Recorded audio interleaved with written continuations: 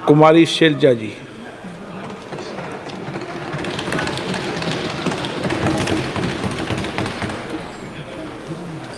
धन्यवाद अध्यक्ष महोदय। सर, मैं सबसे पहले बधाई देना चाहूँगी बतौर महिला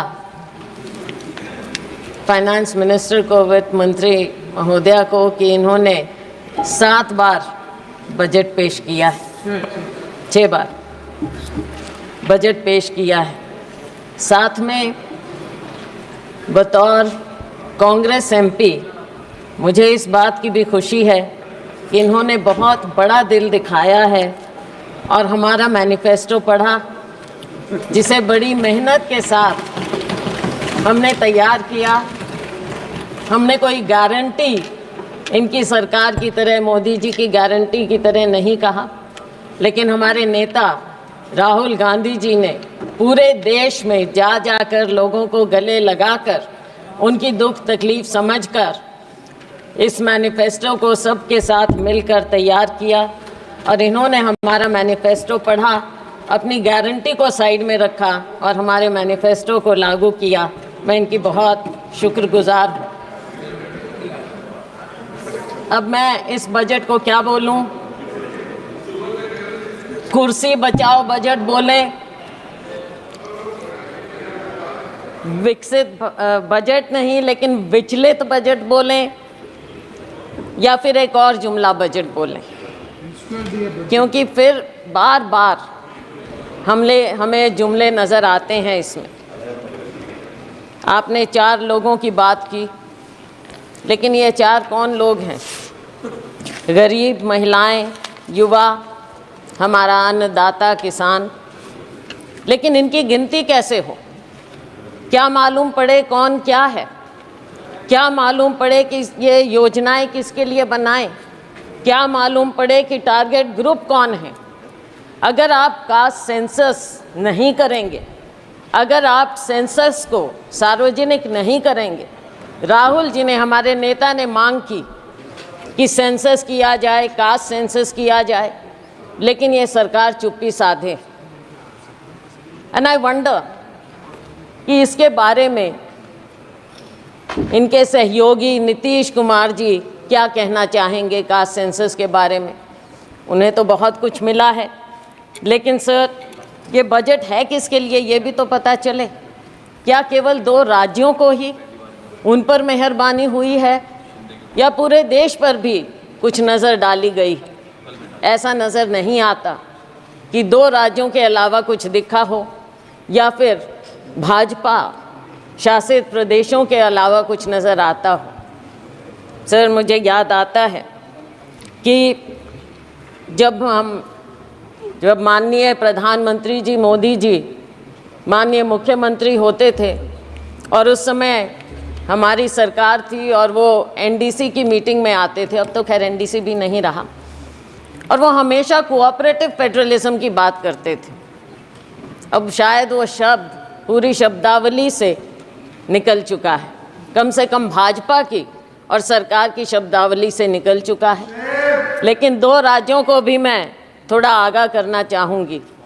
नीतीश जी तो हमारे साथ पुराने रह चुके हैं, 10वीं लोकसभा में थे, सब समझते हैं। नायडू जी भी बहुत अनुभवी हैं, राजनीतिज्ञ हैं।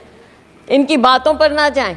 आज बेशक लगता हो कि बहुत कुछ दिया है, लेकिन नज़र फेरते देर नहीं लगती, तो इसलिए उनको भी मैं आगाह करना चाहूँगी। आज खुशियाँ मनाएं, लेकिन समय बदलते देर नहीं लगेगा सर।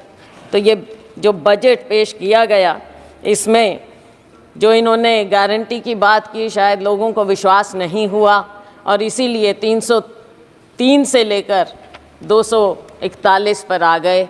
विश्वास पैदा करना इनका काम है। इन्होंने विश्वास खोया और तभी ये डाउनस्लाइड हुआ। आज के दिन भी जब बातें होती हैं बजट में, हम सुनते हैं तो ऐसा लगता है कि कुछ पर मेहरबान और बाकियों को दरबान बना दिया गया है। दरवाजे के बाहर खड़े रहो, अगर मेहरबानी होगी तो शायद आपको कुछ मिल पाएगा।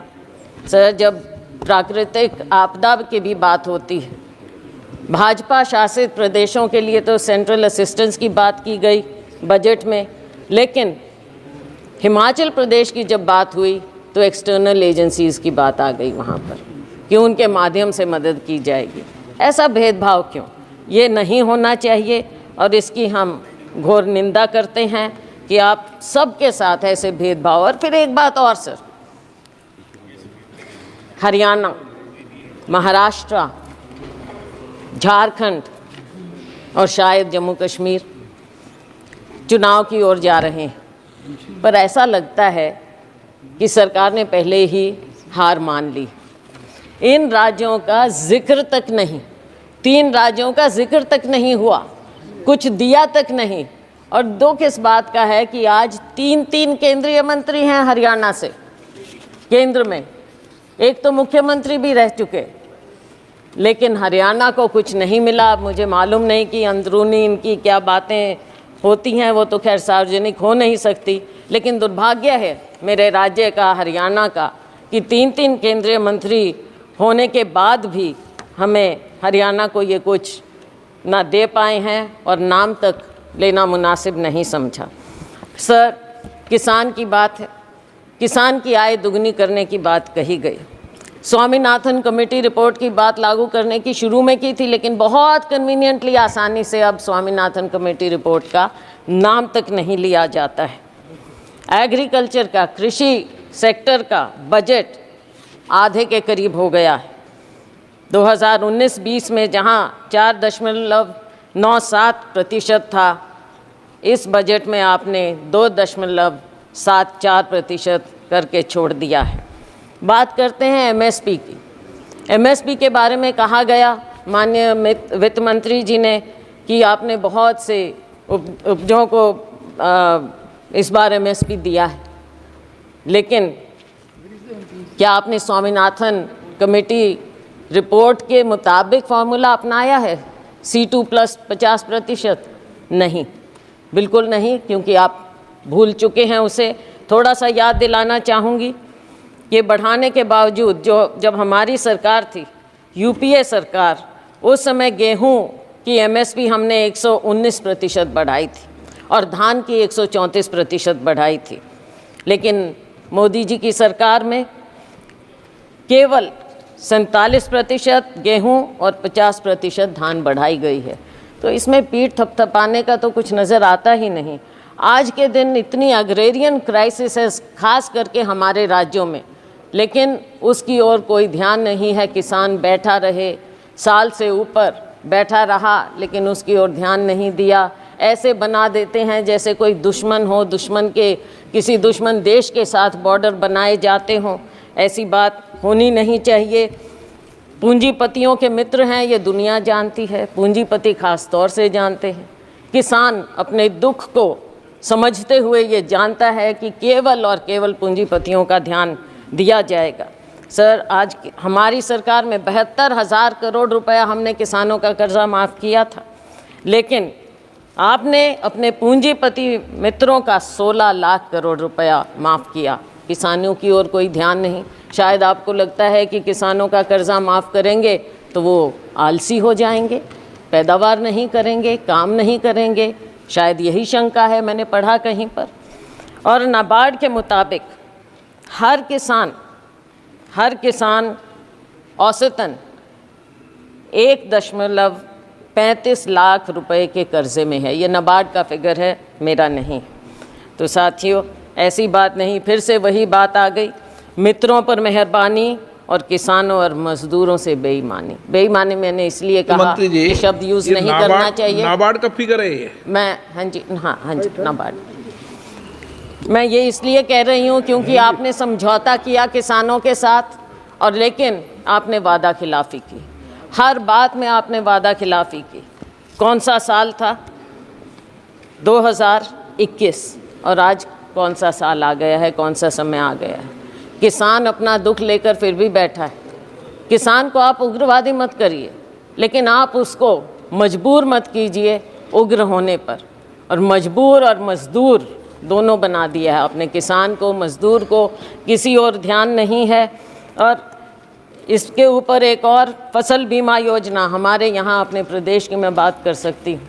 फसल बीमा योजना से आप किसान से पैसा तो ले लेते हैं प्रीमियम, लेकिन जब मुआवजा देने की बात आती है तो वो सालों साल बैठा रहता है। मेरी अपनी कॉन्स्टिट्यूएंसी में नरवाना में 3 साल से किसान बैठा है मुआवजे के लिए, उसकी और कोई ध्यान नहीं। 3,40,000 करोड़ रुपया आपको प्रॉफिट मिला है बीमा कंपनियों को, लेकिन जब किसान को देने की बात आती है तो वो दर दर भटकता रहता है, कोई उसकी ओर ध्यान नहीं। माननीय अध्यक्ष महोदय, किसान धरने पर बैठा रहा, 736 किसान शहीद हो गए, चले गए इस दुनिया से, लेकिन उनके बारे में एक भी शब्द नहीं बोला गया, ना उन्हें कुछ देने की बात की। आज भी हरियाणा और पंजाब शंभू बॉर्डर पर किसान बैठा है, मजबूर है, लोगों को आने जाने की भी तकलीफ़ है, लेकिन आप उस मजबूर किसान की ओर देखना तक नहीं चाहते और वो उस बॉर्डर पर बैठा है। किसान क्या मांग रहा है? आप MSP देने की बात करते हैं, लेकिन बात तो लीगल गारंटी की है। इस वादे को क्यों नहीं याद करते? किसान को जब तक आप लीगल गारंटी नहीं देंगे उसके MSP की, तब तक आप किसान के साथ इंसाफ नहीं कर सकते। और ये किसानों से आप पूछ लीजिए, हम जिस अन्नदाता की आपने बात की, अगर अन्नदाता कमज़ोर होगा तो ये देश कभी आगे पनप नहीं सकता, ना किसी का विकास होगा और ना ये विकसित भारत हो सकता अगर किसान और मजदूर इस तरह से मजबूर हो जाएगा। हमने अपने मैनिफेस्टो में उनको लीगल गारंटी की बात की। अगर ये हमारा मैनिफेस्टो का ये बिंदु भी पढ़ लेते तो बहुत अच्छा होता। सर, मज़दूरों की दयनीय स्थिति और ख़ास तौर से ग्रामीण मज़दूर की जो स्थिति हो गई, भारतीय जनता पार्टी के मोदी सरकार के 10 साल में मजदूरी वृद्धि केवल 1% हर साल की गई, उससे भी कम।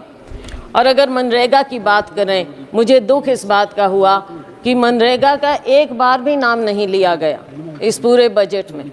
और मनरेगा तो वो है जिसे आप पहले नाकारते थे, फिर आपने समझा, आपने उसको अपनाया। बेशक हम पर कटाक्ष करके माननीय प्रधानमंत्री जी ने मनरेगा को अपनाया, लेकिन अपनाया। और अगर कोई सेवियर था कोविड में ग्रामीण क्षेत्र में तो वो मनरेगा था। और आप आज मनरेगा को भूल गए। मनरेगा बजट समय से याद ही नहीं रखते हैं। और गरीब को जब आप याद ही नहीं रखेंगे, मजदूर को ग्रामीण क्षेत्र में सबसे ज़्यादा बुरा हाल है। किसान का और ग्रामीण मजदूर का, खेती और मजदूर का चोली दामन का साथ है। आपने दोनों को भुला दिया है। देश कहाँ आगे जाएगा? केवल पूंजीपतियों के लिए। ग्रामीण क्षेत्र में भी आपने पूंजीपतियों को घुसा दिया, और वो भी बड़े बड़ों को। साइलोज वहाँ पर लग गए, वहाँ पे मजदूर भी। मंडियों में मजदूरों का बुरा हाल है। आज वो बेरोज़गार हो गए हैं। आज उनको 2-3 हज़ार रुपया महीने का मिलता है। मजदूर और दयनीय हो गया है। तो इस पर आपको ध्यान रखना चाहिए। न्यूनतम वेतन प्रतिदिन का 400 रुपया होना चाहिए। ये देश भर की डिमांड है, और हम कहते हैं कि हमारा समय आएगा, हम 400 रुपया ज़रूर करेंगे। और ये होना चाहिए। सरकार को इस बात को मानना चाहिए, गरीब की बात को मानना चाहिए, मनरेगा की बात को, कि न्यूनतम वेतन आप 400 रुपया करें। आप गरीब को भी 5 किलो अनाज देकर कृपया लाइन में ना खड़ा करें, उसे उसका हक दें, उसको ऊपर उठाने की बात करें, ना कि केवल आप कहते हैं कि 80 करोड़ रुपए लोगों को दे रहे हैं। तो क्या 80 करोड़ लोग लाइन में लगे रहेंगे? हमेशा गरीब रहेंगे और अमीर होता जाएगा, GDP बढ़ता जाएगा। किसके लिए? केवल आंकड़ों के लिए। और सर, महंगाई की बात मुझे याद आती है।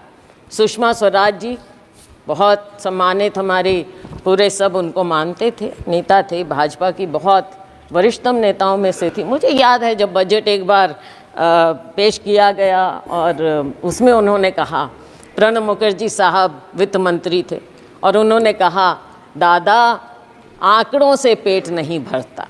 मैं ये याद दिलाना चाहूँगी सत्ता पक्ष को कि आंकड़ों से पेट नहीं भरेगा। गरीब को, युवा को रोज़गार चाहिए, गरीब को वेतन चाहिए, गरीब को केवल 5 किलो अनाज देकर आप पंक्ति में, आखिरी पंक्ति में खड़ा मत कीजिए। महंगाई पर नियंत्रण लाइए। महंगाई पर नियंत्रण आप क्यों नहीं कर पा रहे हैं?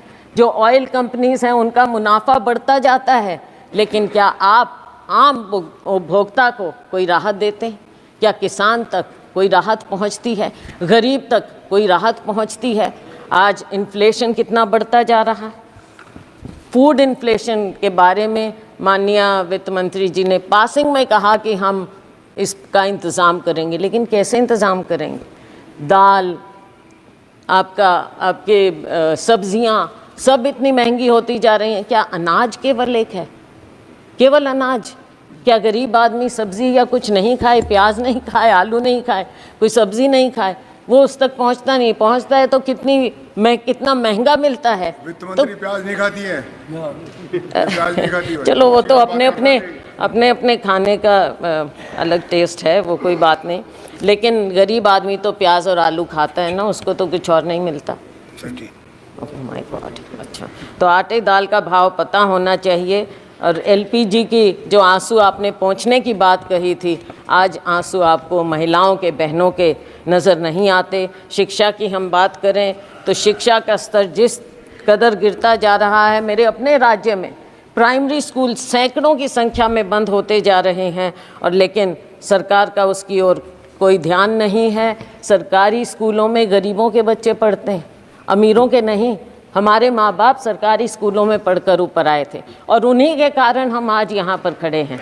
अगर आप सरकारी स्कूल इस तरह से बंद करते रहेंगे तो बच्चों के भविष्य का क्या होगा? नीट की बात कही, हमारे नेता राहुल जी ने इस बात को उठाया, और इन्होंने जो कहा, कोई जिम्मेवारी लेता क्यों नहीं है? जिम्मेवारी तो लेनी पड़ेगी, सरकार है। जिम्मेवारी अगर नहीं लेंगे तो देश आपको दिखा देगा, हमारा युवा आपको दिखा देगा। बेरोज़गारी की दर दिन ब दिन बढ़ती जा रही है। ILO के आंकड़ों के मुताबिक 2022 में यूथ की अनएम्प्लॉयमेंट हमारे यहाँ 23% थी, चीन में 13%, पाकिस्तान में 11%, सीरिया जो कि कॉन्फ्लिक्ट जोन है वहाँ पर 22% है। तो हमारे यूथ का ये बदहाली क्यों हो रही है? आप स्किलिंग की बात करते हैं, क्या आपने प्राइवेट सेक्टर से पहले बात की? क्या वो आपकी बात को, आपकी स्कीम को, जिसको इतने विस्तार से और बहुत अखबारों में, मीडिया आप कंट्रोल करते हैं, मीडिया में इस कदर दिखाया गया, लेकिन क्या आपने उनसे बात की? और क्या गारंटी है कि एक बार वो आपकी स्कीम का फ़ायदा उठाकर 2-3 महीने में छुट्टी नहीं कर देंगे इन बच्चों की जिनको रोज़गार मिल रहा है? तो ऐसे कैसे बात बनेगी? हमने तो अपनी उसमें, हमारा मैनिफेस्टो पढ़ते तो पहली नौकरी पक्की का वायदा राहुल जी ने किया था, वो सुन लेते। केंद्र में 10 लाख वैकेंसियाँ हैं, हरियाणा में 2 लाख वैकेंसियाँ हैं, उनको क्यों नहीं भरने की बात की जाती?